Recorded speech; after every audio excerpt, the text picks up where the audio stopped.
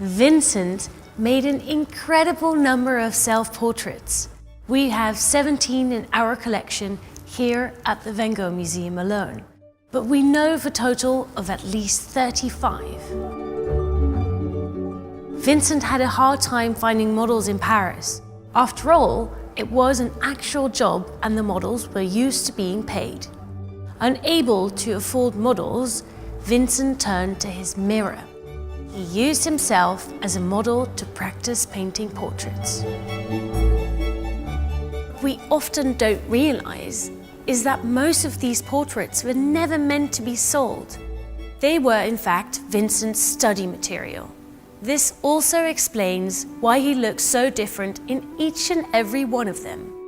He's trying out a new painting style, adopting a brighter palette and practicing along the way. And have you noticed that he often portrays himself with different accessories like pipes or hats? Some of these self-portraits are on the back of a canvas that he took with him from the Netherlands. So he reused old material, which is proof that Vincent used these self-portraits to practice. Vincent started making self-portraits in 1886 in Paris. Let's take a look at one of Vincent's earliest self-portraits and the first in which he portrayed himself as an artist. He stands at his field easel holding his palette. The rectangular palette is covered with splotches of paint. Each one is a pure, unmixed color. At the top is a small jar of turpentine for thinning the paint. There are 2 holes in the palette. In one we see Vincent's thumb and in the other 2 brushes. If we look at this portrait from the end of Vincent's 2 years in Paris and compare, we see an incredible difference in color and texture compared to when he arrived in the French capital. In this self-portrait, Vincent again presented himself as a painter, holding a palette and paintbrushes behind his easel. He used a new painting style with bright and almost unblended colors to show that he was a modern artist.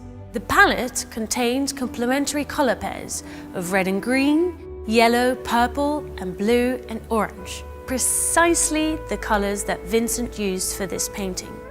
He used these pairs side by side to intensify one another.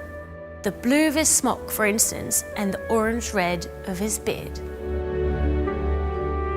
Vincent was more concerned with the painterly aspect than with producing a faithful likeness. That being said, some things stay the same. The ginger hair and the beard, a high and slightly sloping forehead, and somewhat deep-set green eyes. Interestingly, the most accurate portrait is not actually one of his own, but it's the portrait by the Australian painter John Peter Russell. Vincent was very attached to it. Years later, he wrote to Theo, "Take good care of my portrait by Russell, which means a lot to me."